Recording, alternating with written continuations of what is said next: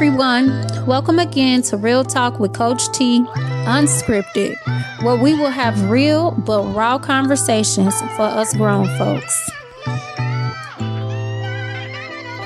Hi, we're in here in the beauty shop, third episode, and we are talking about how much responsibility is required from a grandparent for grandchildren. We started with the conversation about how grandparents or the children are leaving their children or grandchildren with the grandparents, and they're getting mad because the grandparents no longer want to watch the kids. And there's that old angle of the oldest sibling who had to be responsible for their siblings, but now they got children and the grandmama don't want to be responsible no more. So we're going to let you go first, Jemiah. Okay, so I'm kicking it off. So me personally, I'm definitely the oldest. So I've had that background experience as far as not having the option to be that extra parent. It was an obligation for me. It wasn't a choice.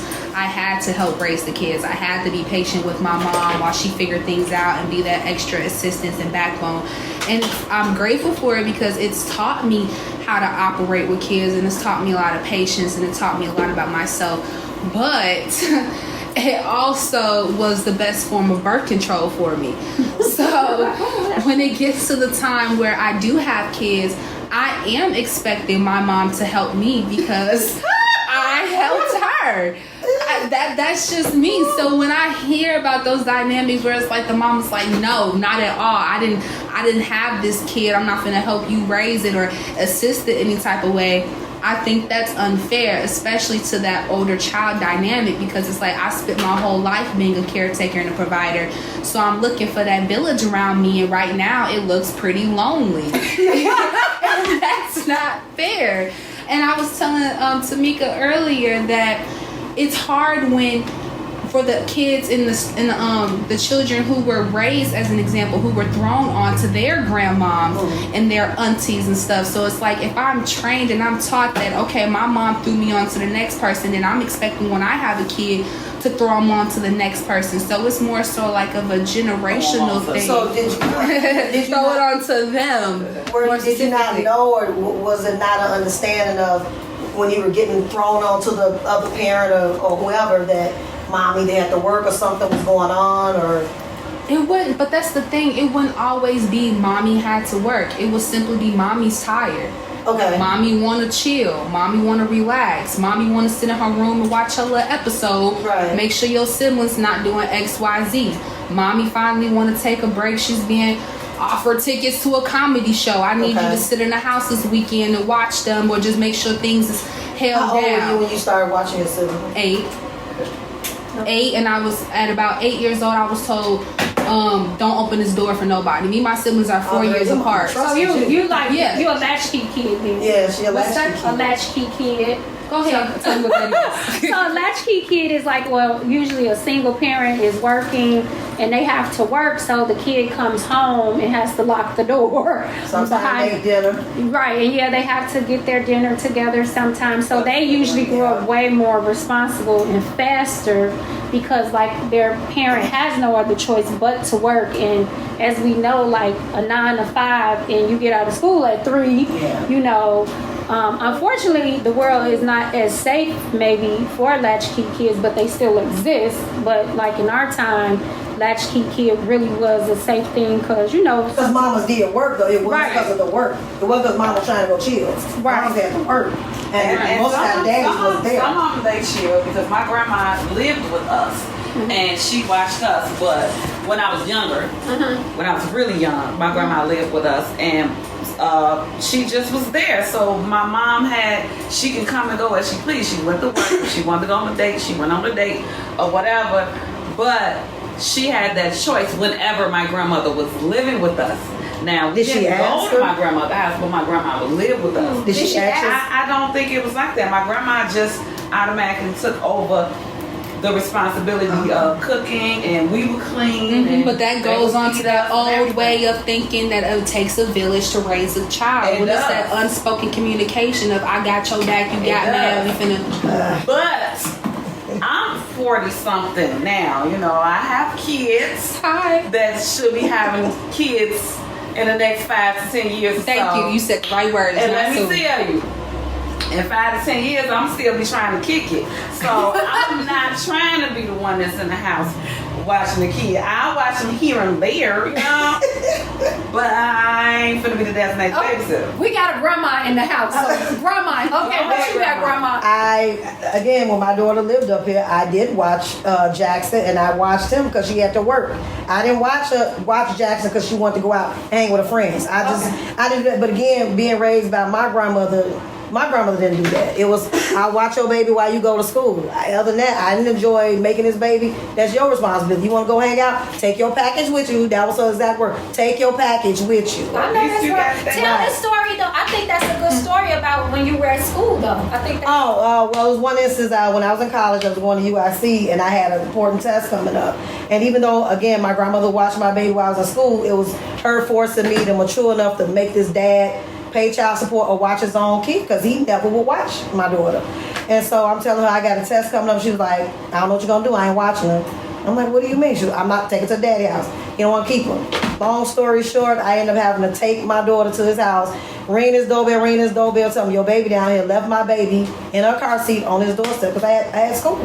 You know, and my grandmother was dead serious. And not that at that point she didn't want to help me. It's just she was forcing me to mature enough to, hey, this dude needs to do something. Yeah. You know, he's not doing nothing. I'm playing dad. And I didn't enjoy making this baby. This ain't she loved my daughter to death, but he needs to be a grown man. Right. You know, even though he still never did nothing, didn't give $1, it was at that point it let me see that I'm for real on my own. If I didn't have my grandmother, I didn't have nobody. Yeah, and I think it's a form of birth control. And not to take advantage of her, because that's what let me know at that point I can't take advantage of her because she don't have to do this. This ain't her baby. Yeah. You know, she raised her kids. And that's the truth. Yeah. But I feel like they did.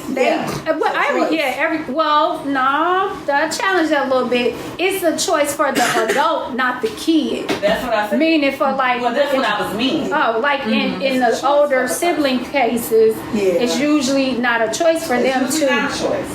But I did want to double back on that too, because so y'all saying a single parent household. My mom was a single parent for a short amount of time, but I was blessed to have 2 fathers. I do have a stepfather, so he was definitely in the picture.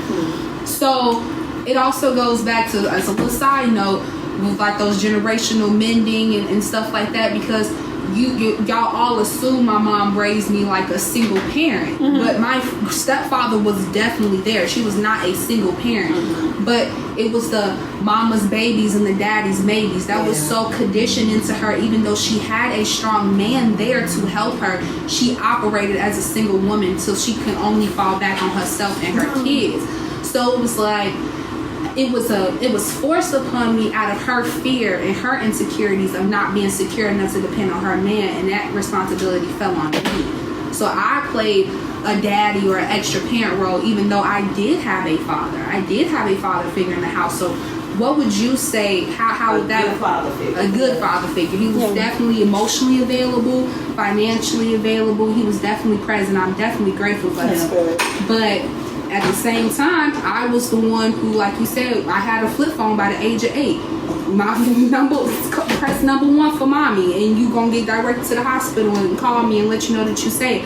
I was making the raviolis. I knew how to operate the microwave and make the pizzas and stuff, because my mom had more trust in me because I came from her than depending on a man. Does that bother you? Does your mom kind of put that on you? It did, because I feel like it took away from me and my experiences as a kid, and also it shifted that dynamic between that brother and sister and that parent role, because I didn't have that balance of like having siblings. It felt like my kids.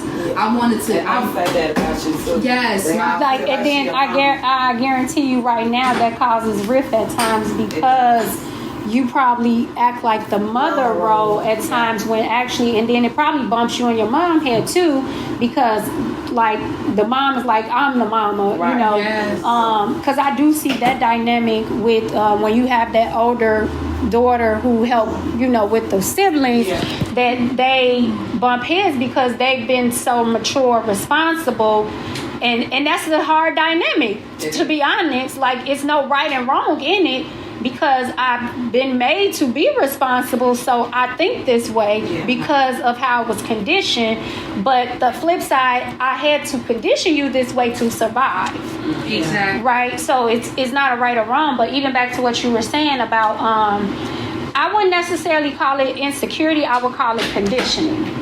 Right? Because unfortunately, when we're not taught certain things, we're conditioned to that. Whatever it was that we learned, that's our condition, right? Mm-hmm. So in her case, she wasn't exposed to something else to trust something else. Mm-hmm. So it's hard to, like, religion. I use religion.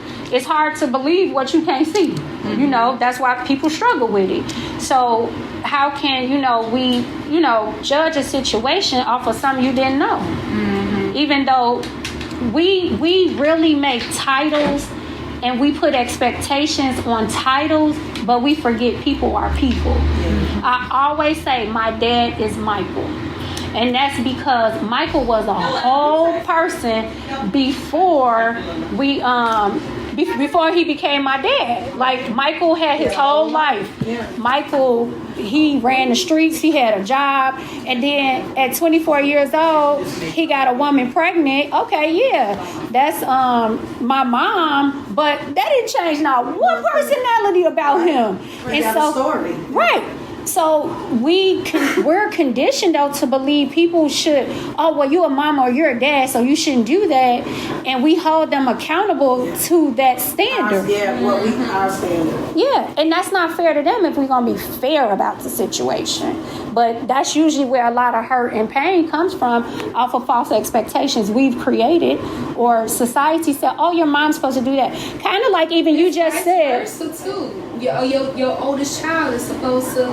Well, you got oldest child syndrome, honey. Even if you take away oldest child and you replace daughter and son. Oh yeah, I agree. So it's like you have these expectations of how your child is supposed to be, or how your child is supposed to support you, or how your child is supposed to help heal you, or et cetera, and then you get those blindfolds to where it's like those expectations can also mess up that parental and that child dynamic, because you're expecting me to be an extension of you instead of my own person. Mm-hmm. So that's also. Parents should have expectations, though. But are they realistic to the kid, though? Right. You're right. Parents should have expectations, but oftentimes, from a therapist point of view, I deal with the parent has conditioned you to be this person. That's not you.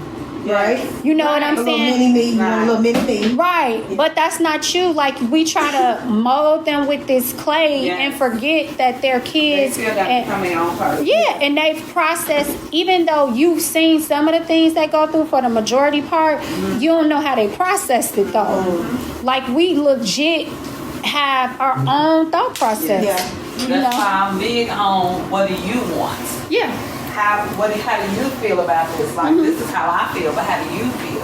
I always say that. Always. She always will give me an example, something she related to, but then she will step back and be like, but where's your thought process going? What's your perspective? How are you approaching and viewing the situation? Because all of us we have different experience. We have different emotions, how we view things.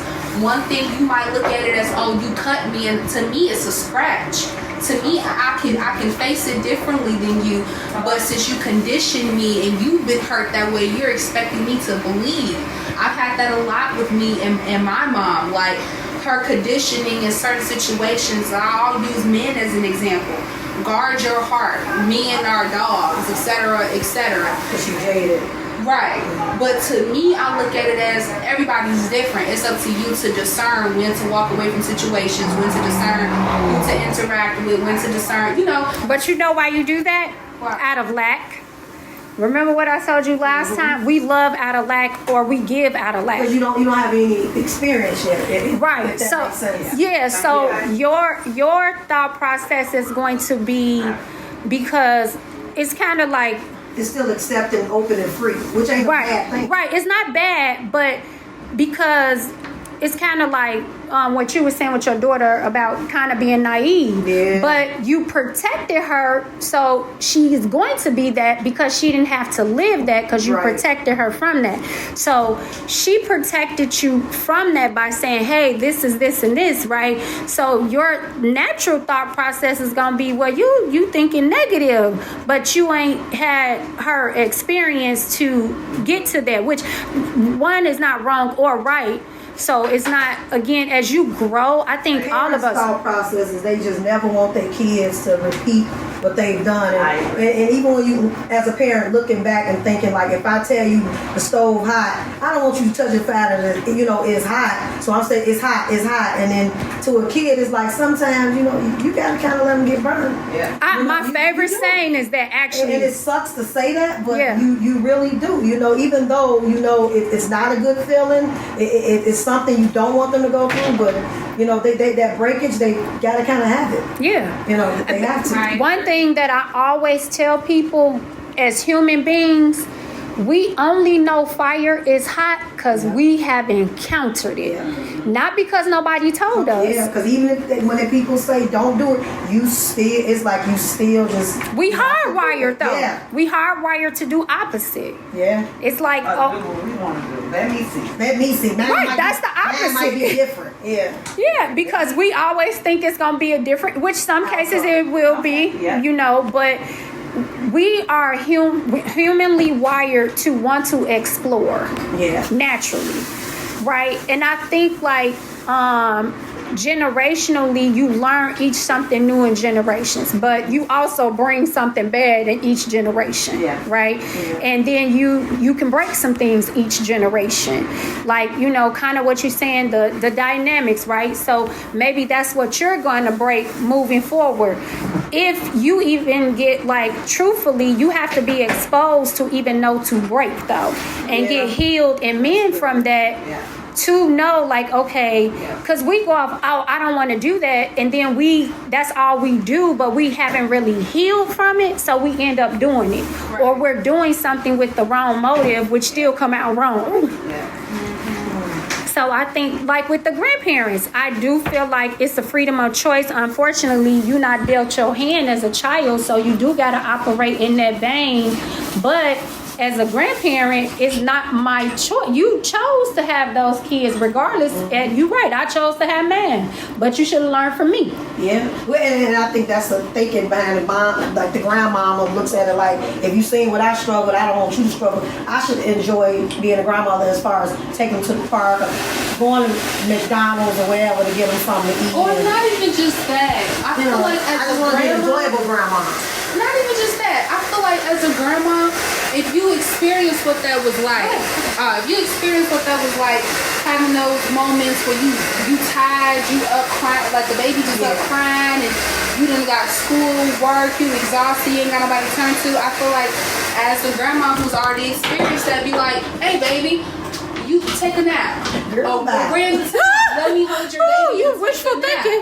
It is because I appreciate what you said. I've had to do that. So that's why I'm saying, like, We get that. Probably will. I don't understand sometimes. why it's not that dynamic anymore. What happens No, to not, the not, village it's to raise? not that not anymore. It's just for certain people.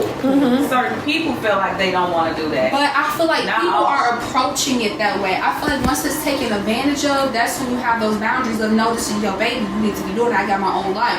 But right out the bat, like, dang, I just got done pushing. We can't talk I mean, I got you. I'm going to help you. I'll come for a month and stay with But you. hold on. You said something. I want you to listen to what you just said. You actually said they felt the loneliness of having to do that, right?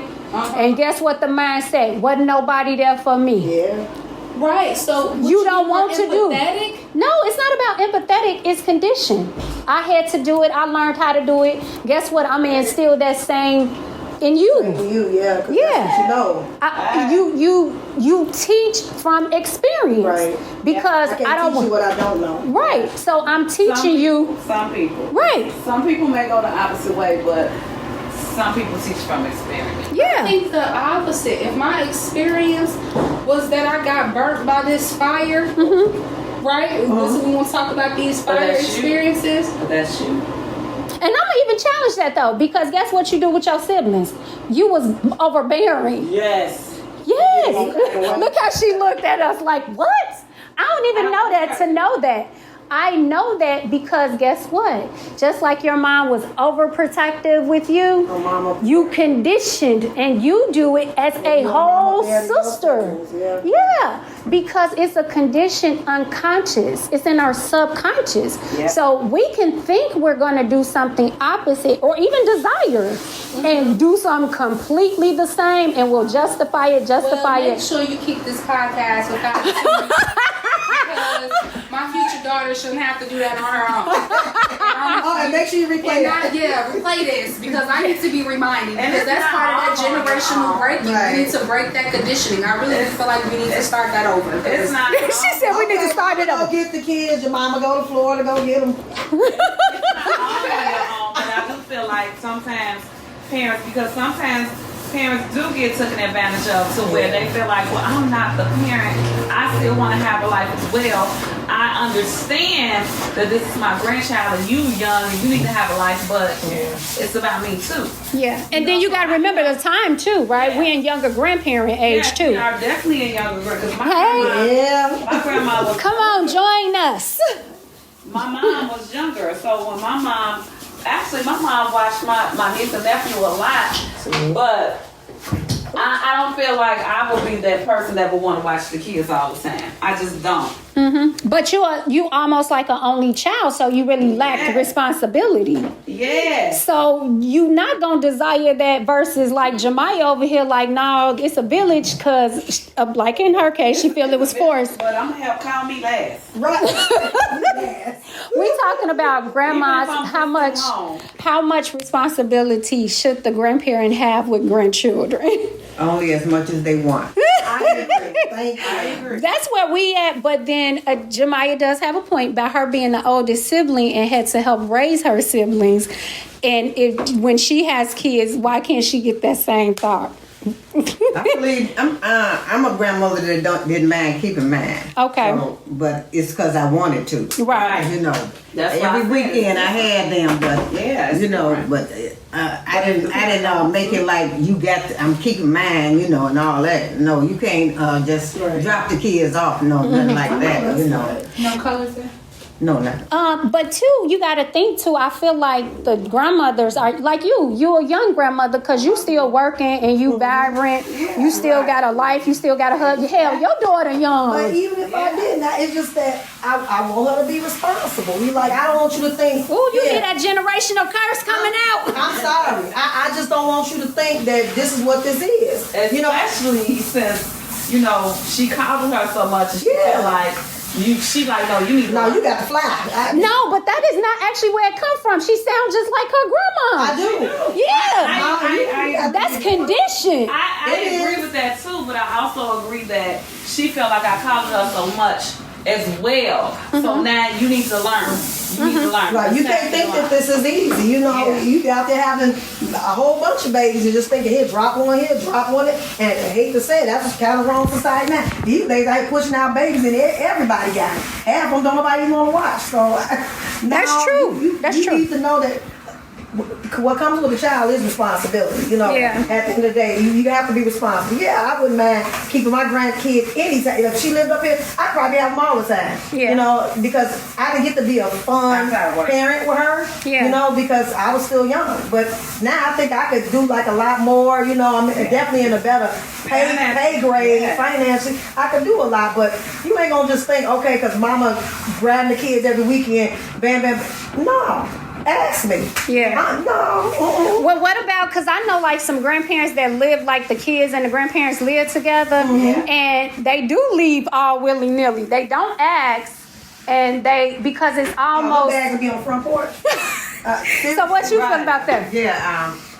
I lived with my mother for a while, and I had my kids. And she used to try to take over my kids. Oh, so you had the opposite. So I had to tell her, if I want him to go to the store, he can go to the store. Yeah. And she's scared something gonna happen. Now this back 20 years ago wasn't nothing gonna happen like it is now. Right, completely. But I to tell her, look, he has to learn how to get out here in the world. You can't just keep him bottled up, you know. But I feel like if I'm living with you and we working together, that's good. But don't try to act like you their mama. You're their grandmother. You know, it's a difference. Yeah, that's Yeah, true. that head buzz happening. Yeah, I can see that with living in the house together. That head, because now grandma like I'm the mama. Right. And I did do that with my daughter. And She you would don't stay know with me. nothing, But you I know. told her, tell her Same baby, he can call me mama. Which probably is bad when I think about it, but I mean, he called me mama. He wasn't talking yet, but he called me mama. I'm mama. But Look, cause I'm mama, cause I know more. Yeah, yeah. It's my house. I pay the And bills. my little sister called me her mama, and I hate that. And that's where you get that head But- between me and my mama. Like That's that the way same my dynamic. younger brother, he called me, you my mama, you know, because I had to take care of them, you know, okay. because I was the oldest. And but I don't mind that, but like I said, I had to take him everywhere I went. Because he was like 12 years younger than me. And she was working nights and doing this and that, you know, but hey, I had to take him with me if I wanted to go somewhere. Yeah. You know, so That's my that brother. limited where I could go. He had to take me with him. Yo, who? My brother had to take, he was 8 years older than Get me, your so he had shadow. to take me, like if he had to go to the library or anything, he had to walk me from school, like stuff like that, Right. because I was 8 years younger than him, so it's like, watch your sister. Yeah. Now, see, cause that's funny, cause I'm the oldest, right, of the whole generation. My siblings, my cousin, and I ain't never watched nobody. so is it wrong that mama? Because now she making me think by saying that with us. Her brother, like, Yeah. when I was working, I tell my son, pick your sister up from school. He wasn't watching, just go pick up. That's wrong. That's part of watching her though, cause he has to ensure her safety. Baby, don't walk all No, day. I don't think that's wrong. It's not wrong, but it You need is. help. Yeah, I don't think one is wrong Teach or them right. responsibility. I think it has Right, both. I Right. agree. I think it's a both sides to it. It does. It has. Like how Jemiah feels, you know, like dang, I had to do this. It wasn't a choice, right? Right. But then Teach them responsibility. to a degree, Then teach you responsibility. yeah, to a degree, depending on how you process it. But then it also can make you resentful. Yeah. But then the opposite is, you know, for the parent, because they needed help. So that's why you can't say one is wrong or right. It also taught me how to put myself last. And Yeah. one thing I will say Naisha has helped me with a lot is considering myself first. Yeah. Yeah. Listening to myself and seeing what does Jemiah really want to do, because Yeah. I always have to put myself in that mindset of not being selfish, because I have to be that extra line of support being the oldest. So I feel like that's another negative connotation that a lot of people don't realize comes with putting that responsibility that. on the first child. You're right about that. I can You're right see that. about that. Because that's what, you know, I grew up having to take care of everybody. And So you're like I like- said, it took me a minute to say, well, wait a minute, what do I need to do for me? Right, You know, yeah. Yes. it's because you always had to look out. I had 3 younger siblings, you know, and I had to make sure they were okay all the time.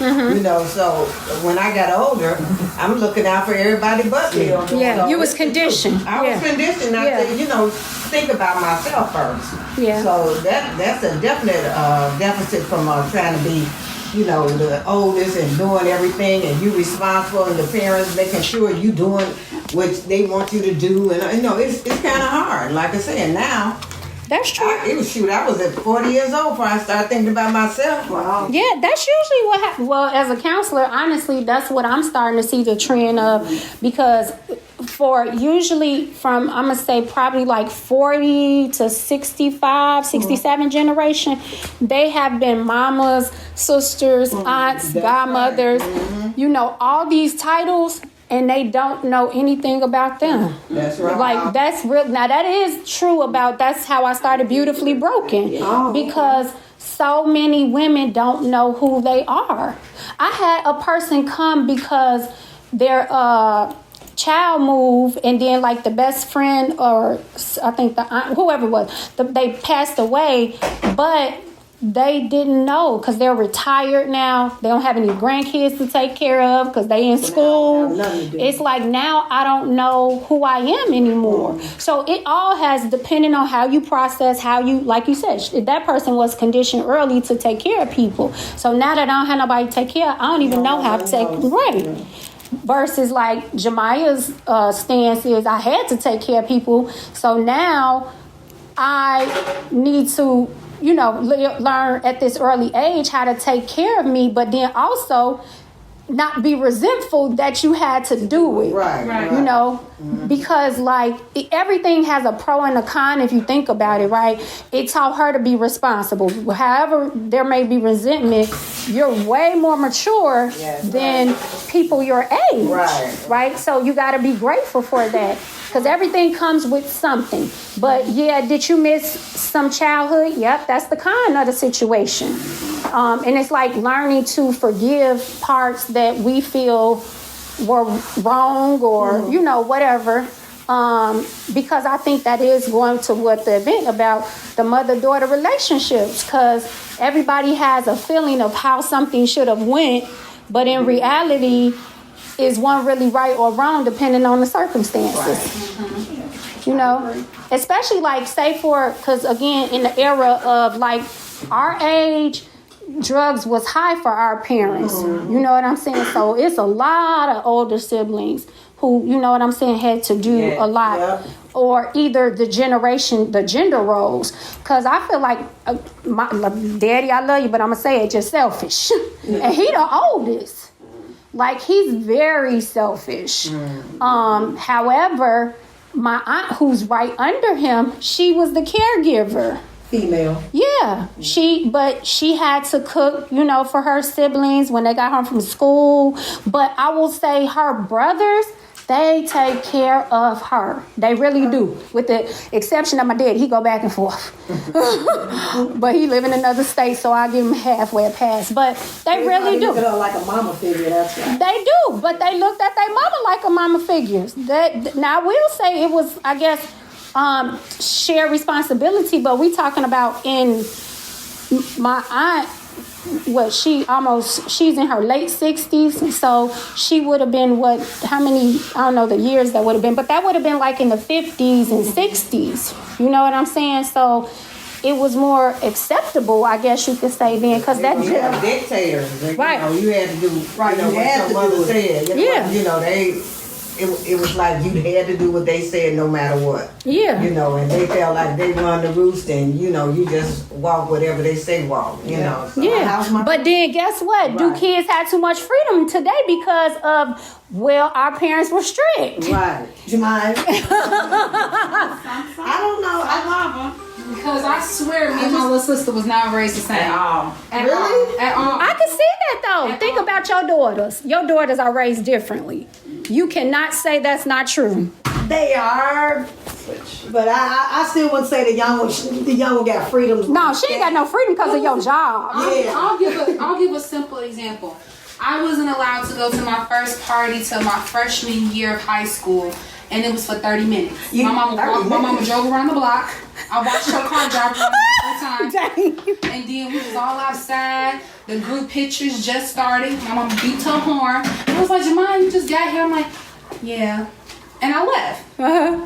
Nakaya, 8th grade year, went to a community block party. So you can go to a block party where they known to be shooting and thuggish and smoking and drinking. But I couldn't go to my first party till my freshman year of high school. Wow. But even now, my little sister, my curfew at 18, I still had a curfew even at 18, was 12 o'clock. That's right. My little sister be outside. My mama don't blow her phone up. She say, where you at? And that's it.